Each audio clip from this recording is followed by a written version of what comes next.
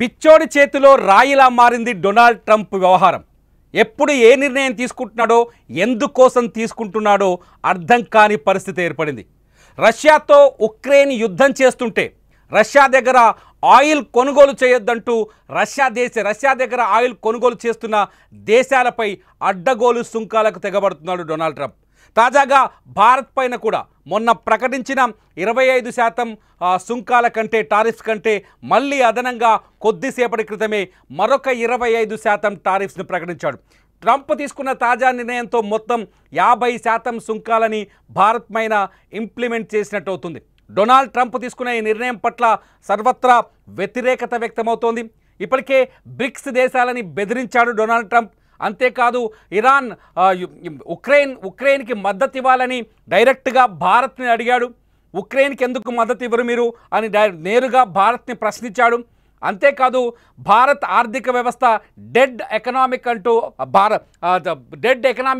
ఆర్థిక వ్యవస్థ అంటూ కామెంట్ చేశాడు.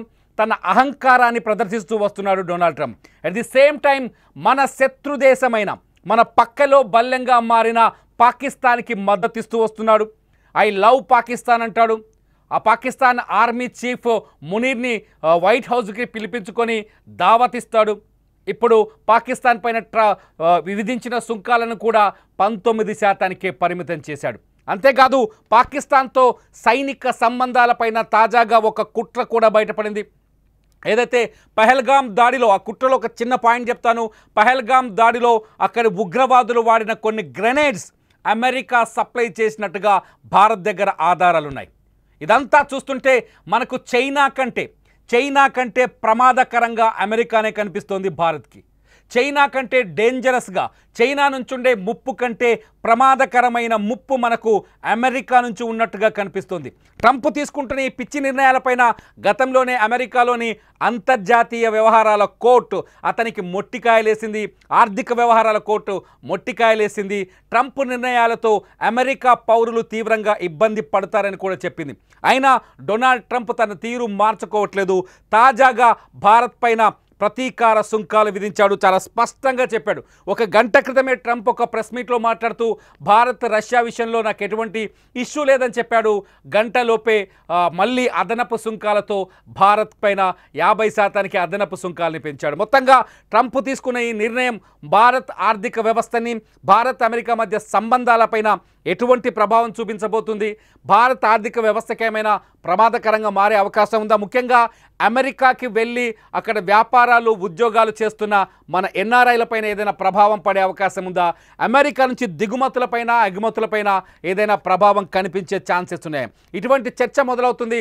నిజంగా ఈ వీడియో, ఈ లైవ్ చూస్తున్న వాళ్ళకి ఇటువంటి ప్రశ్నల నుంచి సమాధానాల్ని వెతికే ప్రయత్నం చేస్తుంది సుమన్ టీవీ. ఇటువంటి ప్రశ్నలకి ఆన్సర్స్ తెలియజెప్పే ప్రయత్నం చేస్తుంది. అసలు ట్రంప్ తీసుకునే నిర్ణయంతో భారత్ ఎలా ప్రభావితం కాబోతుంది, భారత ఆర్థిక వ్యవస్థ ఎలా ప్రభావితం కాబోతుంది అనే విషయాన్ని ఈ వీడియోలో తెలుసుకుందాం. విత్ సేమ్ టైం ఇటు ప్రధాని మోదీ కూడా, మన భారత ప్రధాని మోదీ కూడా ఒక తెలివైన అడుగు వేశారు, తెలివైన స్టెప్ వేశారు. ఆగస్టు 31, సెప్టెంబర్ 1వ తేదీన చైనాలో పర్యటించబోతున్నారు భారత ప్రధాని నరేంద్ర మోదీ. చైనాకి మనకు వైరం 2019లో చాలా బలంగా మొదలైంది. సరిహద్దు వివాదాలు ఉన్నప్పటికీ కూడా గాల్వాన్ సరిహద్దు వివాదాలున్నాయి. అంతేకాదు పాకిస్తాన్తో ఏదైతే ఆపరేషన్ సింధూర్ సమయంలో చైనా పాకిస్తాన్కి పూర్తి స్థాయి మద్దతు ఇచ్చింది. అయినప్పటికీ 2020లో గాల్వాన్ ఇష్యూతో భారత్ చైనా మధ్య కొంత దౌత్య సంబంధాలు తగ్గిపోయాయి.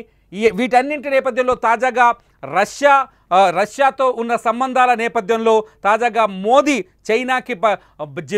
చైనాకి పయనమవ్వడం, ఆగస్టు 31 సెప్టెంబర్ 1న చైనాలో పర్యటించడం, షాంఘై కోఆపరేషన్ ఆర్గనైజేషన్ మీటింగ్లో మోదీ పాల్గొనబోవడం, ఇదంతా ట్రంప్ని కంట్రోల్ చేయటం, లేకపోతే ట్రంప్ పిచ్చికోతి వ్యవహారాల్ని కంట్రోల్ చేసే ప్రయత్నం అని కూడా ఒక అంచనా వస్తుంది.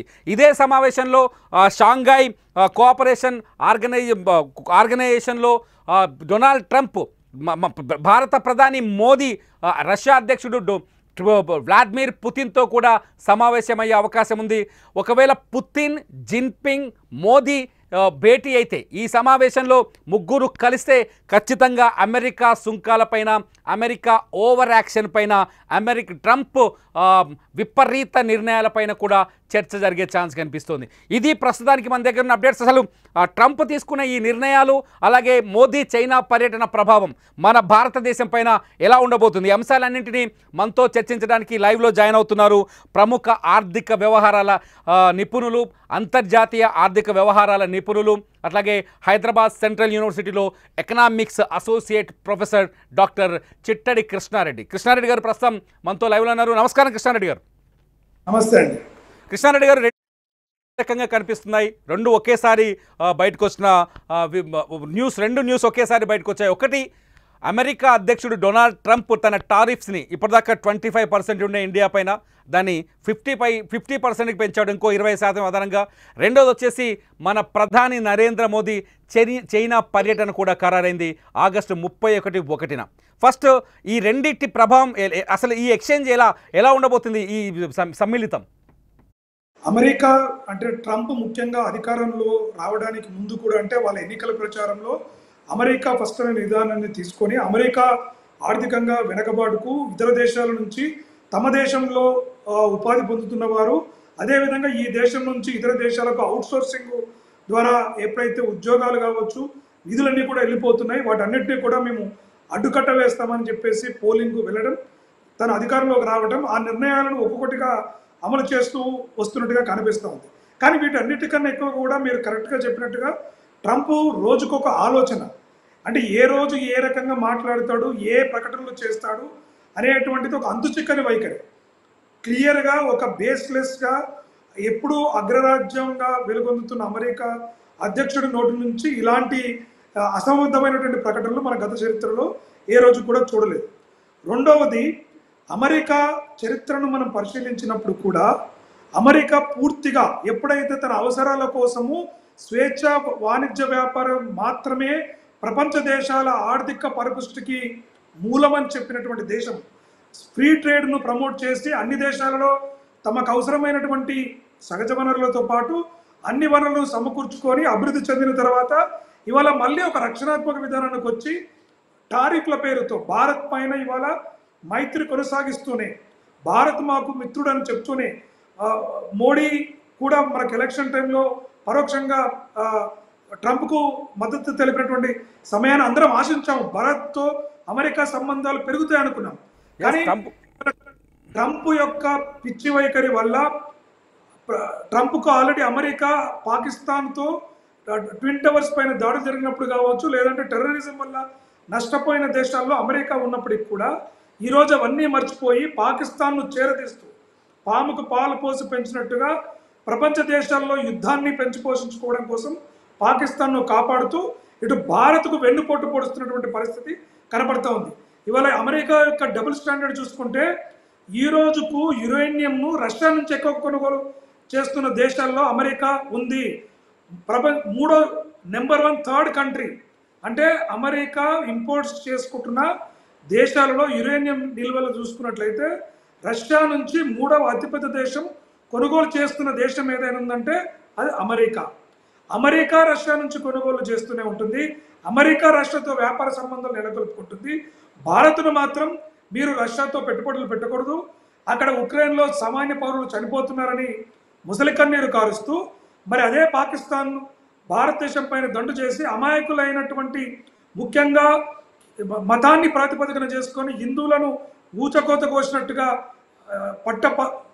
మిట్ట మధ్యాహ్నం వారిని ప్రాణాలు తీసినప్పుడు కనిపించేటువంటి మారణహోమం ఆ దేశ సైనాధ్యక్షుని పిలిపించి విందులు ఇచ్చేటువంటి పరిస్థితి కనపడుతున్నప్పుడు కేవలం ఇది అమెరికా అగ్రరాజ్యము తన ఒక పిచ్చికి, ఇప్పుడు మీరు భారత్ డెడ్ ఎకానమీ అన్నాడు కదా, పిచ్చోడి చేతులు రాయన్నట్టు అసలు అమెరికానే డెడ్ ఎకానమీలో ఉంది. దానికి కారణాలు చెప్తాను. ఒకటి, కరెంట్ అకౌంట్ డెఫిసిట్ అని ఉంటుంది. ఎప్పుడైతే వస్తు సేవల ఉత్పత్తి ప్రపంచ దేశాలకు ఎంత ఎగుమతి చేసుకుంటామో దిగుమతి చేసుకుంటాం అనేది, అమెరికా అనేటువంటిది గత 3-4 దశాబ్దాలుగా కరెంట్ అకౌంట్ డెఫిసిట్లో ఉన్న ఏకైక దేశము. దాన్ని ఒక కన్స్యూమర్ స్టేట్గానే కంట్రీ లాగా చూస్తున్నటువంటి పరిస్థితి ఉంది. బయట దేశాలతో ఎందుకు, భారత్ నుంచి భారతే ఎక్కువగా అమెరికాకి ఎగుమతి చేసుకుంటుంది. అంటే అమెరికా లాంటి సంపన్న దేశము భారతదేశం దగ్గర ఎక్కువ కొనుగోలు చేస్తుంది, మనం వాళ్ళ ధర తక్కువ కొనుగోలు చేస్తున్నాం. ఇవాళ ఈ పిచ్చి ఆంక్షల వల్ల స్వల్పకాలంలో అమెరికాకు కానీ భారత్కు కానీ చైనా రష్యాకు కానీ స్వల్పకాలిక ఒడిదుడుకులు ఉండొచ్చు, కానీ దీర్ఘకాలంలో అమెరికాను రష్యా ఒకవేళ అమెరికా యురేనియం కొనుగోలు చేస్తుంది, రష్యా నుంచి యురేనియం కొనుగోలు చేస్తున్న అతిపెద్ద దేశాలు అమెరికా 3వ స్థానంలో ఉంది. ఉక్రెయిన్కి ఎందుకు మద్దతు ఇస్తుంది అటువంటి అమెరికా?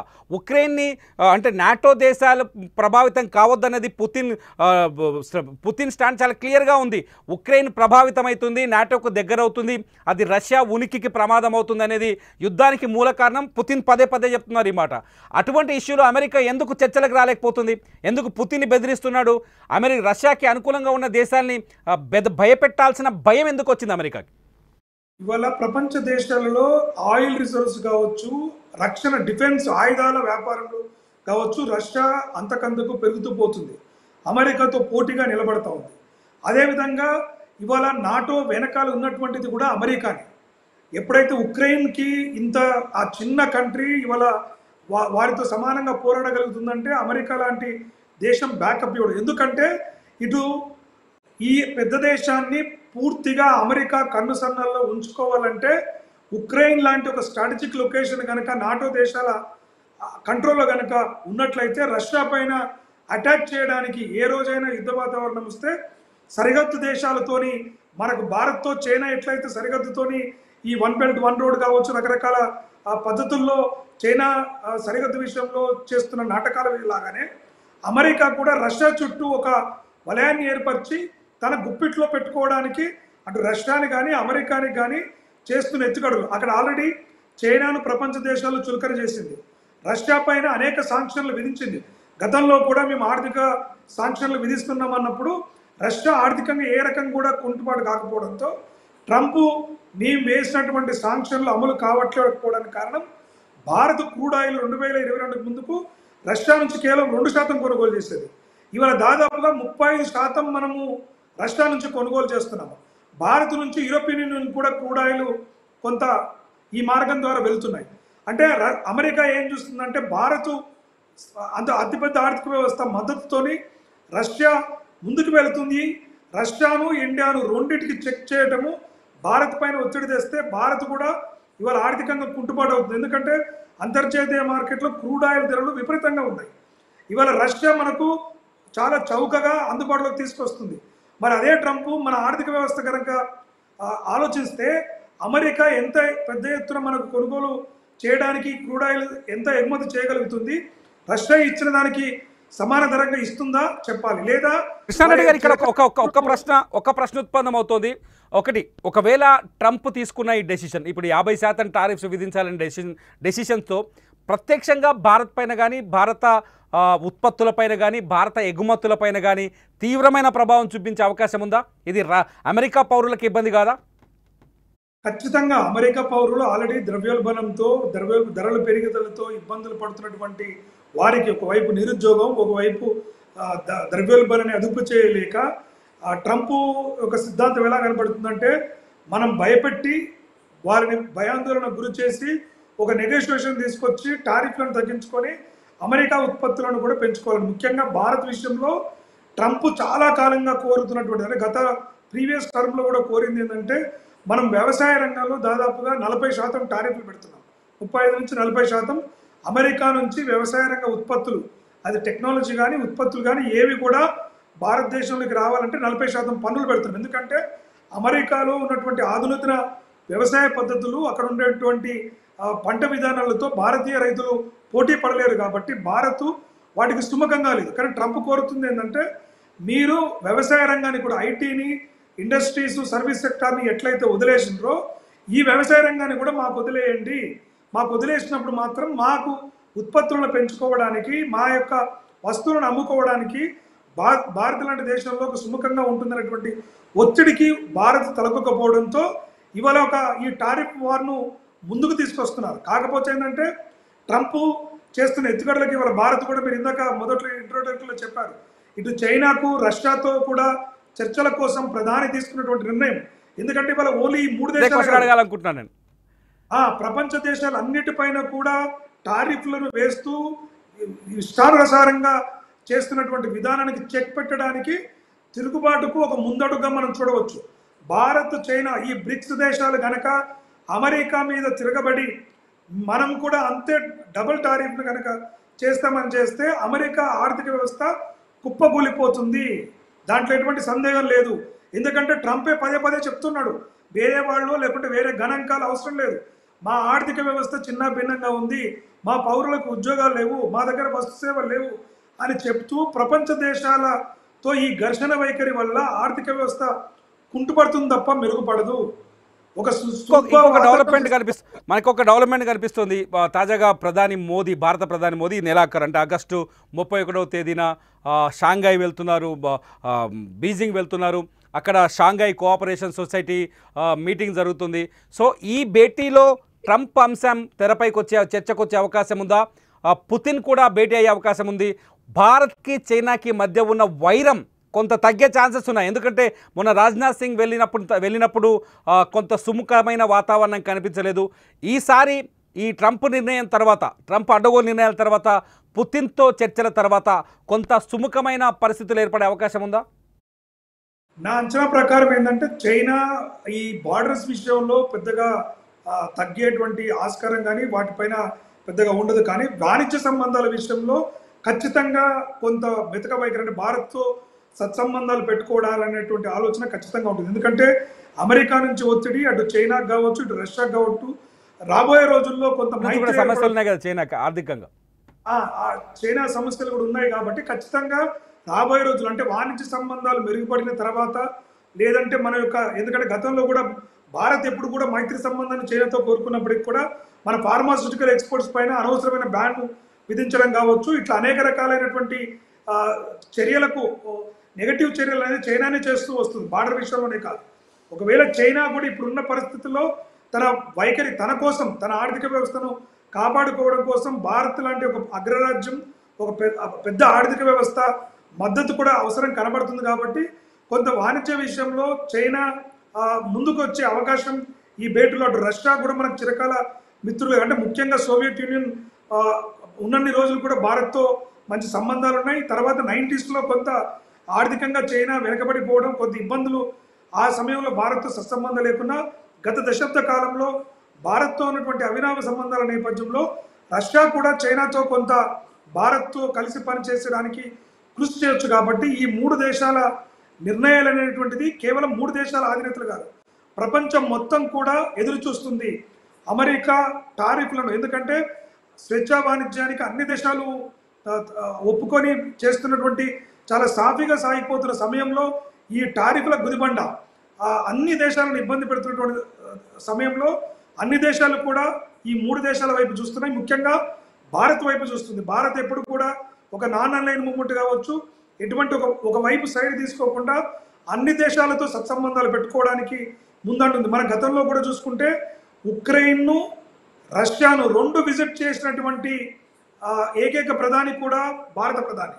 రెండు దేశాలకు వెళ్ళి అక్కడ చర్చలు జరిపి రెండు వాళ్ళను కన్విన్స్ చేసేటువంటి ప్రయత్నం ఇవాళ అమెరికాకు అవకాశం లేదు. కానీ భారత్ ఆ పెద్దన్న పాత్రను తనకు, అంటే అమెరికాకు తెలియకుండానే ఒక రకంగా ఇక్కడ రష్యాని మనం కొంత పొగడాల్సిన అవసరం ఉందేమో అనిపిస్తుంది కృష్ణారెడ్డి గారు. ఎందుకంటే రష్యా అధ్యక్షుడు పుతిన్ యుద్ధాన్ని ఉక్రెయిన్తో మాత్రమే యుద్ధంగా చూస్తున్నాడు.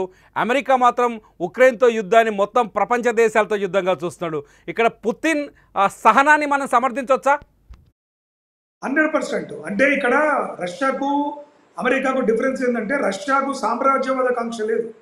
ఒక పక్క దేశాన్ని లేకుంటే ఇంకొక దేశాన్నో, లేకుంటే అక్కడికి వెళ్ళి మన వ్యాపారాన్ని, మన సామ్రాజ్యాన్ని ఏర్పరచుకోవాలి, ఆర్థికంగా ఇంకా బలపడేటువంటిది రష్యా చరిత్రలో కూడా మనకు పెద్దగా కనిపించదు, ఎందుకంటే అది సోవియట్ యూనియన్ దేశం కాబట్టి. కానీ ఇక్కడ అమెరికాకు వచ్చేసరికి పెట్టుబడిదారీ ఆర్థిక విధానంలో తనకి ఇప్పుడు ఉక్రెయిన్తో కూడా గొడవ ఎందుకు అంటే, అక్కడ మీరు నాటోతో సత్సంబంధాలు పెట్టుకుంటే అది ఒక స్ట్రాటజిక్ లొకేషన్, రష్యా మీద దాడి చేయడానికి అవుతుంది. కాబట్టి మీరు నాటోలో సభ్యత్వంగా ఉండొద్దు అని చెప్పేసి వాళ్ళు కోరుకుంటున్నటువంటి పరిస్థితి. కానీ ఉక్రెయిన్ ఏమంటుంది, మీరెవరు మాకు చెప్పడానికి, మేము నాటోలో జాయిన్ అవుతాము, మా చిన్న దేశం కాబట్టి ఖచ్చితంగా ఇక్కడ రష్యాను అభినందించాల్సిందే. అమెరికా లాంటి స్వార్థపూరిత దేశం ఈ ప్రపంచంలో అంచ దేశాల అన్ని వినాశాలకు, అంటే ఇవాళ మనము వాతావరణంలో కోపు అగ్రిమెంట్లో కూడా మన ఫ్రాన్స్లో ప్యారిస్లో జరిగిన అగ్రిమెంట్లో ఇవాళ గ్లోబల్ వార్మింగ్ జరుగుతుంటే మేము పెట్టుబడులు పెట్టము, అది గ్లోబల్ వార్మింగ్ అనేది ఒక బుల్షిట్, మేము అసలు కోప్ అగ్రిమెంట్స్తో మాకు సంబంధం లేదు, మీ పేద దేశాలే మీరు చేసుకోండి, మేము దాని మీద అసలు రిన్యూవబుల్ ఎనర్జీ గురించి కానీ క్లీన్ ఎనర్జీ కానీ ఈ పర్యావరణం గురించి కానీ మాకు సంబంధం లేనటువంటి ఒక నిర్లక్ష్య వైఖరిలోనే ఆ రోజే ప్రపంచ దేశాలను ఖండించాల్సిన అవసరం ఉండే. ఇవాళ స్వల్పకాలంలో భారత్ యొక్క రూపీ అమెరికాతో తక్కువ అవుతుందా ఎక్కువ అవుతుందా, లేకుంటే ఆర్థికంగా కొంత ఇబ్బందులు జరిగినప్పటికీ కూడా ఇలాంటి అమెరికా పర్టికులర్గా ట్రంప్ రీజియంలో నడుస్తున్న ఆర్థిక విధానాలని సమాజంలోని ప్రతి పౌరుడు అర్థం చేసుకోవాల్సిన అవసరం ఉంది. ఆ విధంగా భారత ప్రభుత్వం తీసుకున్నటువంటి నిర్ణయాలను కూడా సూక్ష్మంగా గ్రహించుకొని మద్దతు తెలపాలి. కానీ ఈ దేశంలో కొంతమంది నాయకులు పాశ్చాత్య దేశాల నాయకుల మెప్పుల కోసం ఈ దేశ ఉనికిని, ఈ దేశ సార్వభౌమత్వాన్ని ప్రత్యక్షంగానో పరోక్షంగానో చులకన చేసేటువంటి నాయకులను తిప్పికొట్టాల్సిన అవసరం ఉంది. ఇది భారతదేశ ఔన్నత్యానికి, భారతదేశ సావరెంటీకి సంబంధించినటువంటి విషయంగా కూడా గుర్తించాల్సిన అవసరం ఉంది. లాస్ట్ క్వశ్చన్, ఈ డిబేట్లో లాస్ట్ క్వశ్చన్ అడుగుతున్నాను. ఒకటి, భారతదేశానికి సంబంధించిన సాఫ్ట్వేర్ ఇంజనీర్లు కావచ్చు, చాలామంది ఎన్ఆర్ఐలు కావచ్చు, ఎంత పక్కన పెడితే వ్యక్తిగతంగా మనుషులపైన లేకపోతే అక్కడ జీవిస్తున్న వాళ్ళు కావచ్చు, అక్కడ నుంచి ఉన్న సోర్సెస్తో ఇక్కడ పనిచేస్తున్న వాళ్ళు కావచ్చు, సాఫ్ట్వేర్ కంపెనీలు కావచ్చు, ఈ ఎఫెక్ట్ అయ్యే ఛాన్సెస్ ఉందా ఈ ట్రంప్ టారిఫ్స్ తోటి?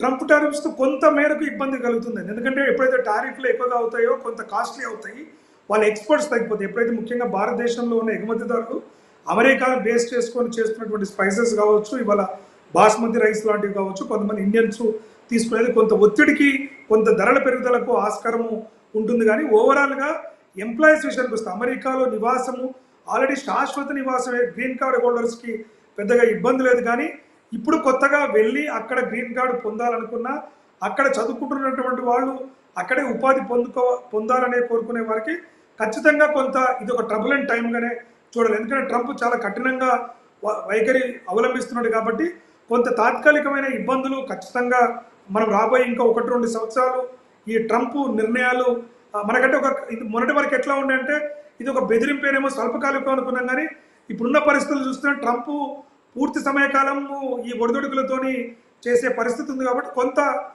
అమెరికాతో ఉన్న సంబంధాలలో ఒడిదొడుకులు ఎదుర్కొన్న యూరోపియన్ యూనియన్ కావచ్చు, మిగతా దేశాలతో భారత్ ఉన్నటువంటి సంబంధాల విషయంలో కావచ్చు, అక్కడ పెట్టుబడులు పెట్టాలనుకున్నా, అక్కడ ఉద్యోగాల కోసం వెళ్ళాలనుకునేవారు అమెరికానే కాకుండా ప్రత్యామ్నాయ దేశాల వైపు గనక ఫోకస్ చేస్తే వారికి ఉన్నటువంటి స్కిల్స్, నైపుణ్యాలకి తగినటువంటి ఉపాధి ఆదాయాలు సమకూరుస్తే ఎటువంటి ఇబ్బంది ఉండేటువంటి ఆస్కారం లేదు.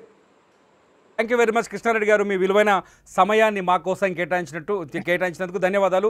ఇది డొనాల్డ్ ట్రంప్ తీసుకున్న తాజా నిర్ణయం కొంత అమెరికాకే నష్టం కలిగించే విధంగా కనిపిస్తోంది. అంతేకాదు డొనాల్డ్ ట్రంప్ ప్రపంచ దేశాలపైన ప్రతీకారం తీర్చుకునే ఒక యోగ్యత లేని నాయకుడనే చర్చకు కూడా ఇప్పుడు ప్రపంచవ్యాప్తంగా ఆస్కారం ఏర్పడింది. చూద్దాం ట్రంప్ నిర్ణయాలు ఇంకా ఎంత వైలెంట్గా పిచ్చిగా ఉండబోతున్నాయి, ట్రంప్కు తగ్గట్టుగా భారత్ ఎటువంటి స్టెప్పులు తీసుకోబోతుంది. ఈ అంశాలన్నింటిపైన ఎప్పటికప్పుడు అప్డేట్స్ను చూస్తూనే ఉండండి. సుమన్ టీవీ డిజిటల్ లైవ్, అట్లాగే సుమన్ టీవీ లైవ్.